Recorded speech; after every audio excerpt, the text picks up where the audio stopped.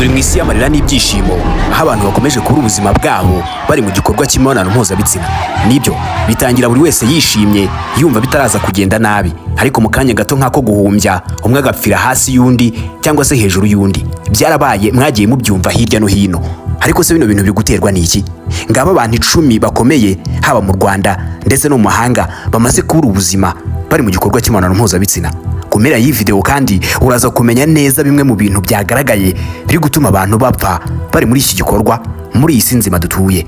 None se babyeyi, abana banyu bamaze kuryama? Reka mbahe ikaze kandi uwo ngo murankunda, nanjye ndabakunda. Ikaze nitwerikiratu.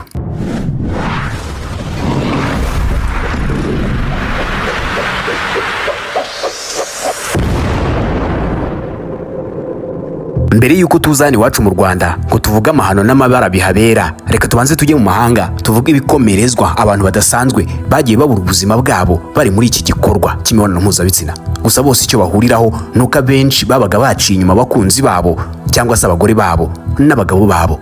Niba abana banyu bamaze kuryama, reka dutangire kuko iyi video ntago irebana n'abana. Ku mwanya wa 10 turasanga Nelson Rockefeller. Uyu Rockefeller yabaye vice perezida wa Leta Zunze Ubumwe za Amerika. Yapfuye ku itariki 27 Mutarama mu 1979. Apfa afite imyaka 70. Apfa byabaye ibitangaza cyane kuko yapfuye ari kumwe n'umwana w'umukobwa mu cyumba, umwana muto cyane uri hagati y'imyaka 25 na 30. Ubwo bari gukora igikorwa cy'imibonano mpuzabitsina cyangwa se amabanga y'abashakanye cyangwa se uko babyita, yaciye inyuma umugore we. Uyu mugabo umutima waje guhagarara ahita abura ubuzima. Inkuru yahise bakimomo mu gihugu hose ko Rockefeller yabuze ubuzima, kandi yabuze ubuzima ari mu cyumba ari kumwe n'umukobwa. Uyu mukobwa yitwaga Megan Marshak, yari umunyamakuru mu bya politiki kandi bikavugwa ko yahoranaga n'uyu vice president, ndetse ngo bari bafitanye umubano udasanzwe. Hari nawe waje kubageza kuri uru rupfu cyangwa se kugeza kuri uru rupfu rw'uyu vice president wa Leta Zunze Ubumwe za Amerika.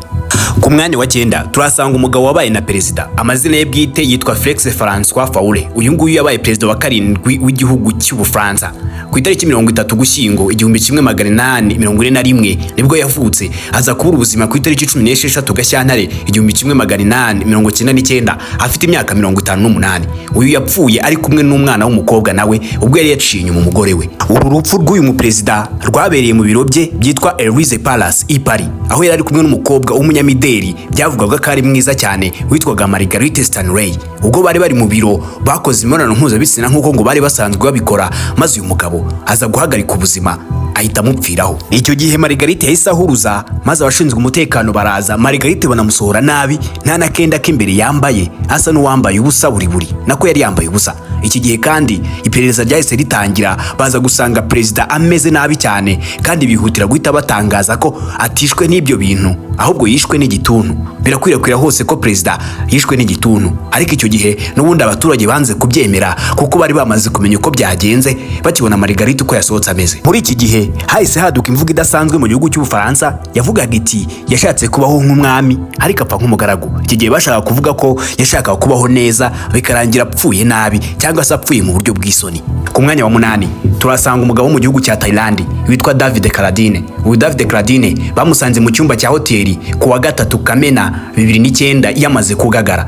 Basanze igitsina cye kiziritse umugozi ndetse unazamutse ukazirika mu izosi, ng'ibintu abantu benshi bakunze gukoresha bagamije kwiha ibyishimo bidasanzwe mu gikorwa cy'imibonano mpuzabitsina. Uyu sha nta n'uwo bakoranaga imibonano mpuzabitsina, ahubwo yarayikoreshaga ibizwi nko kwikinisha, ngabikora ku buryo budasanzwe kugeza igihe aburiye ubuzima basanga yamaze kugagara. Bakoze ubushakashatsi, abaganga barabikora, basanga uyu mugabo yazize ko yari ari kwikinisha ku buryo budasanzwe kuko yapfuye mu gihe kirangiza rye. Reka noneho tuve mu bihugu bya kure twizire hano iwacu mu gihugu cy'u Burundi. Umusore w'imyaka 23 yabuze ubuzima ari gukora imibonano mpuzabitsina n'umukobwa w'imyaka 17. Umusore yitwa Irakize Eric, umukobwa akitwa Keza Kimana Grace. Hari mu mpeshyi mu mwaka 2024. Iyi nkuru yabaye kimomo ku isi hose, by'umwihariko mu Rwanda no mu Burundi, aho uyu musore yari ibinini kugira ngo akunde yemeze uyu mukobwa, maze bikaza kurangira n'ubundi atamwemeje, ahubwo we yemeye yitahiye yigiriye mu ijuru. Ibi byarabaye. Ibi kandi byabaye nyuma y'inshuro nyinshi uyu muhungu yahuye n'uyu mukobwa, ariko umukobwa akamubwira ko atamunyura, akamubwira ko atamugereza aho akwiye kumugereza, maze umuhungu agafata icyemezo cyo kugura ibinini bya Viagra akabikoresha kugira ngo akunde yemeze uyu mukobwa. Yajya kubirya akabirya ku ngano nini, maze bikaza kurangira bikoze umutima we ugahagarara, nawe agahita apfa. Mu karere ka Kamonyi mu gihugu cy'u Rwanda, umugabo bita Semivumbi Abdul, umusaza w'imyaka 35, uyu nawe byamubayeho ubwo yari yabonye agafaranga, yagiye kunywa icupa mu kabari nk'abandi bagabo, maze ahura n'umugore aramuzana ngo baryamane nk'indaya. Akimugeza mu rugo niwe yari yatangiye igikorwa cyangwa ataragitangira, yatunguwe no kubona umuntu ahise agagara, arapfa burundu arahwera. Semivumbi Abdul yahuruje abayobozi aza kubereka umuntu yamuhereyeho ngo icyo gikorwa kitaranatangira. Uyu Semivumbi yavugaga ko yapfuye ataranabikora, ariko abantu bakavuga bati byanga byakunda ahubwo wabikoze, apfa muri kubikora. Uyu ni umugore yarapfuye hano mu karere ka Kamonyi mu Rwanda. Mu kwezi kwa gatandatu 2025, umukobwa wiswe Kevin mu mujyi wa Kigali yari ari gutegura ibirori byo gushyingirwa, ari byo bita bride shower. Atumira abakobwa bose barasangira, maze nyuma aza gutumira abasore babiri bigeze kumenyana cyangwa se gucudikaho mbere yuko ashaka uwo nguwo yari agiye gushaka. Abo basore baza kumusura Kevin, abajyana aho yari agakwiye kubajyana, abajyana mu cyumba cye, maze abo basore abereka ubwambure bwe ngo abasore baramwataka.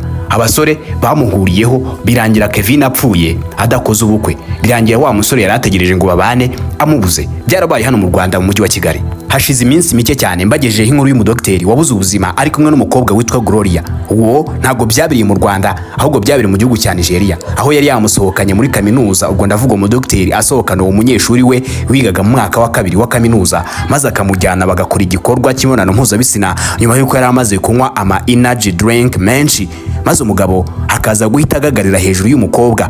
Umukobwa ngakumva ibiro bibaye byinshi mu buryo budasanzwe, agasanga yapfuye, agatabaza, abantu bagahurura. Ibyo byose ni ibintu bigenda biba kuri isi nzima. Dore ngizi zimwe mu mpamvu ziri gutuma abantu benshi bashira bari muri iki gikorwa cy'imibonano mpuzabitsina. Impamvu ya mbere ni indwara z'umutima. Abantu bafite ikibazo cy'umutima bashobora gupfa igihe umutima wabo udashoboye kwihanganira kwakira imbaraga zisohorwa n'umubiri igihe ari mu gikorwa cy'imibonano mpuzabitsina. Muri iki gihe umutima rwose ushobora guhita ukwica kubera izo mbaraga utabashije kuzakira cyangwa se kuzihanganira. Impamvu ya kabiri ishobora gutuma umuntu apfa ari mu gikorwa cy'imibonano mpuzabitsina ni stroke, guhagarara k'udutsi dutwara amaraso mu bwonko. Iyo umuntu ari muri iki gikorwa, amaraso ari ku muvuduko udasanzwe. Iyo rero udutsi duhagaze, umuntu ashobora guhita apfa. Ibi bikunze kuba ku bantu barwaye indwara y'umuvuduko w'amaraso, hypertension. Impamvu ya gatatu ni ukunywa ibiyobyabwenge ndetse no gufata imiti. Abantu benshi bakunze gupfa nyuma yo gukora imibonano mpuzabitsina cyangwa se bari kuyikora nyuma yo gufata ibinini bya Viagra ndetse n'indi miti yose ishobora kongera ingano y'igitsina cyangwa se kongera ubushake mu gihe bari gukora imibonano mpuzabitsina. Ibi ntabwo babikora gusa batanyweye inzoga cyangwa se ugasanga banabikoze rimwe na rimwe barwaye indwara z'umutima. Nubikora uzamenye ngo uri kwiyahura. Ikintu cya kane gituma abantu bapfa bari gukora imibonano mpuzabitsina ni imibonano y'akataraboneka, extreme or violent sex.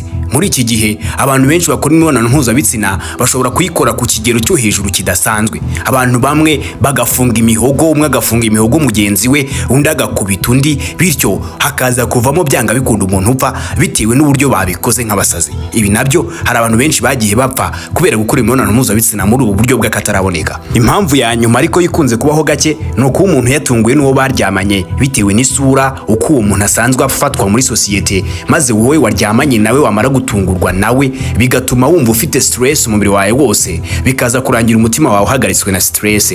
Ibyo nabyo bikunze kubaho, ariko si bikunze kubaho cyane, ni gake gashoboka. Ngaho rero hari icyo ntababwiye, ese ubundi kuki bino bintu biri gukunda kuba ku bantu baciye inyuma babo? Haba hari izindi mbaraga zibyihishe inyuma? Nizere ko mwakoze subscribe. Ngende umuhungu w'Abanyarwanda Eric Rado. Reka tujye tubana mu biganiro byacu hano ku Dushya Kingdom. Imana ibahe umugisha.